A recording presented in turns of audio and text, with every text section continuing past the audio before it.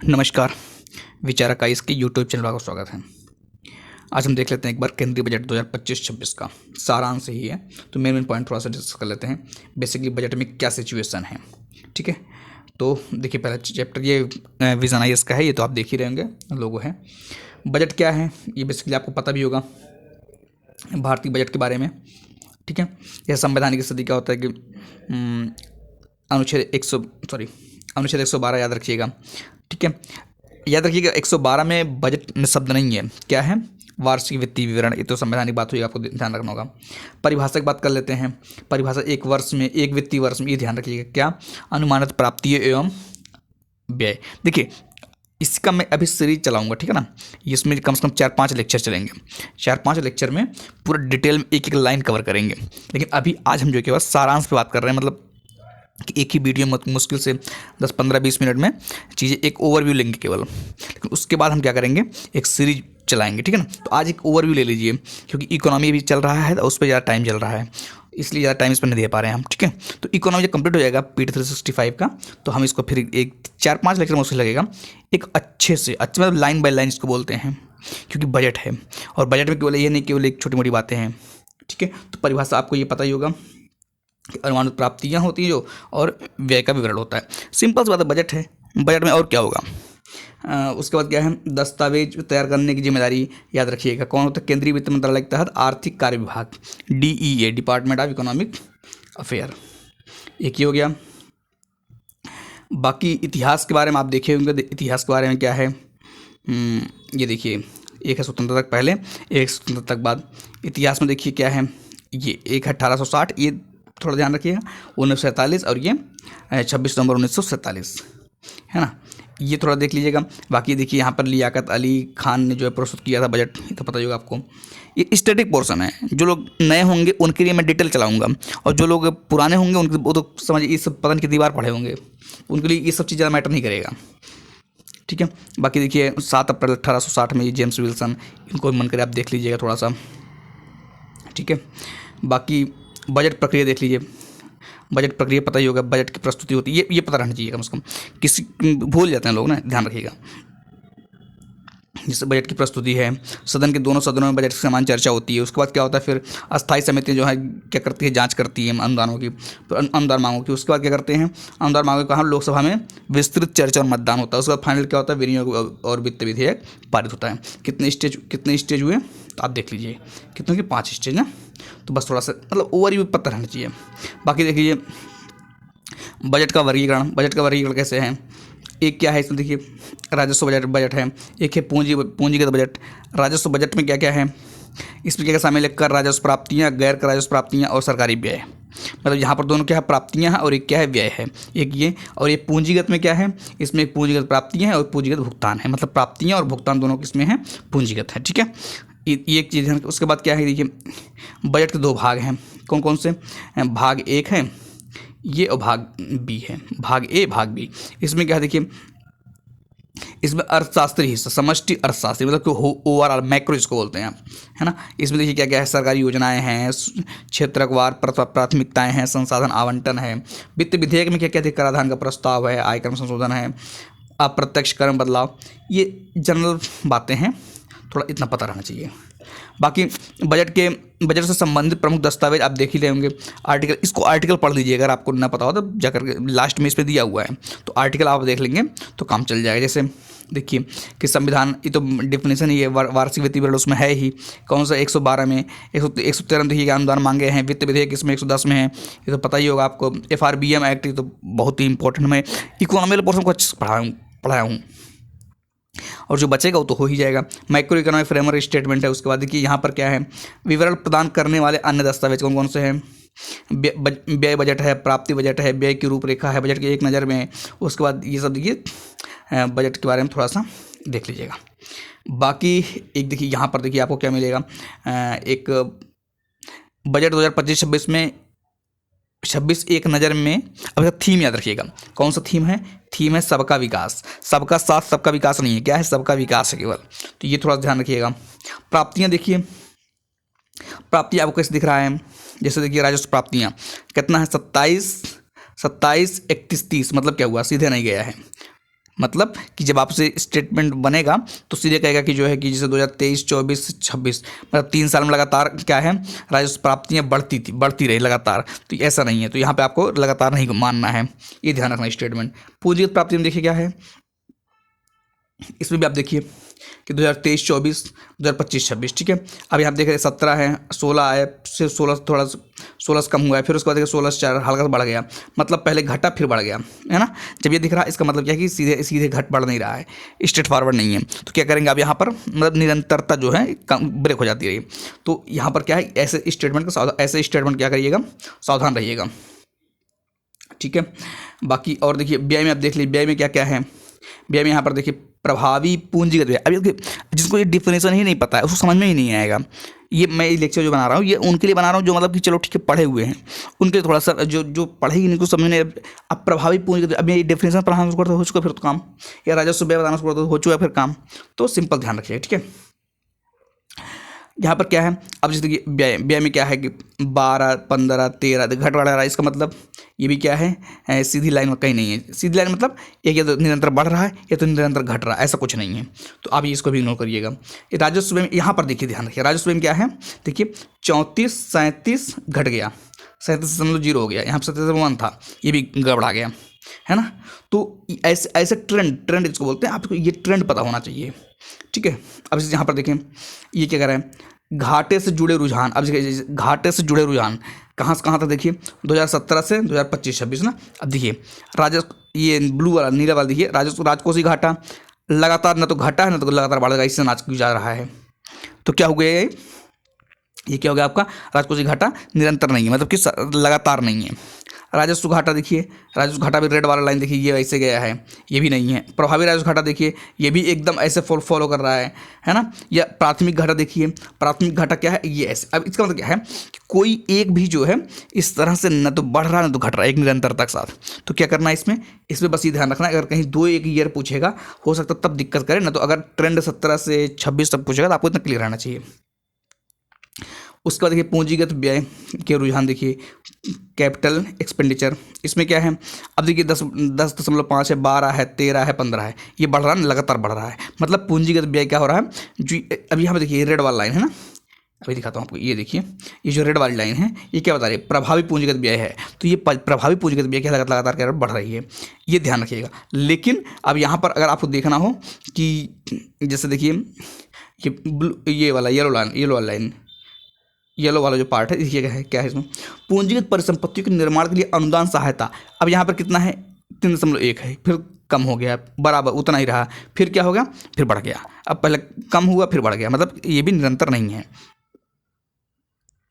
ठीक है। ये अनुमान है, ध्यान रखिएगा, बजट अनुमान है 2000, सिंपल सी बात है ना, अनुमान चल रहा है। अब उसके पीछे की स्थिति आप देख सकते हैं, तो भले कुछ लगे अब यहाँ पर निरंतर कम हुआ, लेकिन निरंतर नहीं कम हुआ, यहाँ पर बराबर भी हो गया है, ये भी ध्यान रखिएगा। उसके बाद एक ब्लैक वाला देख लीजिए, पूंजीगत व्यय कैसा है। पूंजीगत व्यय आपको दिख रहा होगा क्या, इसमें देखिए कि निरंतर बढ़ रहा है ना, देखिए 7.4, 9.5, 10.2, 11.2 बढ़ रहा है। तो पूंजीगत व्यय थोड़ा ध्यान रखिएगा, ऐसे ही कुछ पॉइंट आपको ध्यान रखना। अब यहाँ पे देखिए ये पॉइंट क्या है कि रुपया कहाँ से आता है और रुपया कहाँ जाता है, बस यहाँ से आपको परसेंटेज केवल चेक करके रखना है। जैसे अब यहाँ पे देखिए रुपया कहाँ से आता है, सबसे ज़्यादा रुपया कहाँ से आता है, देखिए यहाँ पर कितना, सबसे ज़्यादा कितना है, 17, 18 और 22, 24, सबसे ज़्यादा कहाँ से होगा, कहाँ से पैसा आता है, उधार और अन्य देनदारियाँ, है ना। रुपया कहाँ से आता है, उधार से आता है या अन्य देनदारी यहाँ से आता है। उसके बाद कहाँ से आएगा, उसके बाद आएगा आयकर से, इनकम टैक्स से। बाकी उसके बाद देखिए कौन सा है, जीएसटी। 3 याद रखिए ट्रेंड, बस ज़्यादा कुछ नहीं। बाकी सबसे कम अगर देखना हो, सबसे कम कितना है, केंद्रीय उत्पाद शुल्क 5%, एक पॉइंट ये हो गया। उसको कहता है रुपया कहाँ जाता है। अब रुपया कहाँ जाता है परसेंटेज देख लीजिए, सब देखिए कितना है, 8 है, 8 है, 8 है, यहाँ देखिए 20 है, यहाँ पर 22 है, यहाँ पर अब देखिए कितना जा रहा है, सबसे कहाँ जा रहा है, देखिए यहाँ पर ये कहाँ जा रहा है, करों और शुल्कों में राज्यों का हिस्सा, मतलब एक कर और जो शुल्क है उसमें राज्यों का हिस्सा, ये सबसे महत्वपूर्ण है। उसके बाद दूसरे नंबर कौन होता है, ब्याज भुगतान, मतलब ब्याज अदा करने में जो 20% जा रहा है, दो हो गया। अब उसके बाद कौन है, 16%। देखिए यहाँ पर है केंद्रीय क्षेत्र की योजनाएं थोड़ा ध्यान रखिएगा। ये 3-4 पॉइंट आप ध्यान रखेंगे तो आपका जो क्वेश्चन गलत नहीं होगा। बाकी रटने के तो रटते रहिए फिर आराम से बैठ करके, ठीक है। बाकी ये देखिए प्रमुख मदों में व्यय। अब प्रमुख मदों में सबसे पहले शुरुआत ध्यान रखिए, शुरुआत में कितना है, सॉरी कौन है, ये आंकड़ा नहीं पूछेगा, ये पता है कि शुरुआत कौन है। जैसे रक्षा, उसके बाद ग्रामीण विकास, मतलब रक्षा है, रक्षा के बाद कौन है, ग्रामीण विकास, उसके बाद गृह मामले, कृषि और संबद्ध गतिविधियाँ। शिक्षा कितने नंबर पर है, शिक्षा 5वें नंबर पर है। उसके बाद स्वास्थ्य, शहरी विकास, आईटी और दूरसंचार। अपना एक ऑर्डर देख लीजिए, है ना, तो याद रहना चाहिए बस, और कुछ नहीं, कम से कम एक जो है ट्रेंड पता रहना चाहिए। एक पॉइंट ये हो गया, ठीक है। उसके बाद देख लीजिए भागे। अब देखिए भागे में क्या है, केंद्रीय बजट में रेखांकित विकास यात्रा। ये बस ये पॉइंट को ध्यान रखिए। जैसे विकास के इंजन, अब ये विकास के इंजन हैं, कौन कौन से विकास के इंजन है, कृषि है, एमएसएमई है, निवेश है, निर्यात है, ये क्या है, विकास के इंजन है। ईंधन के रूप में सुधार, प्रेरक शक्ति, गंतव्य विकसित भारत। बस सिंपल, वैसे थोड़ा सा देखे रहिए। बाकी डिटेल में चर्चा करेंगे तो डिटेल में आपको आराम से उसको देखिएगा। बाकी देखिए विकसित भारत के व्यापक सिद्धांत। अब विकसित भारत के लिए कौन कौन सिद्धांत है, गरीबी से मुक्ति, 100% लोगों को अच्छी गुणवत्ता वाली स्कूली शिक्षा, 100% ध्यान रखिएगा, कमी नहीं है कुछ भी। उच्च गुणवत्ता युक्त वहनी और समग्र स्वास्थ्य देखभाल सेवाएं उपलब्ध करवाना। उसको सार्थक रोजगार के साथ 100% कुशल श्रम बल, कितना, 100% कुशल श्रम बल, 100% शिक्षा, कुशल श्रम बल। और यहाँ पर 70% महिलाएं आर्थिक गतिविधियों में संलग्न, कितना, 70%। उसके बाद भारत को विश्व का फूड बास्केट बनाने के में किसानों की, किसकी, किसानों की, विश्व का फूड बास्केट, ये पॉइंट ध्यान रखिएगा। कभी कभी आ जाए कि उद्योग इसमें भाग लेगा, नहीं, कौन, किसकी भूमिका है, किसानों की भूमिका है। एक तो ये हो गया।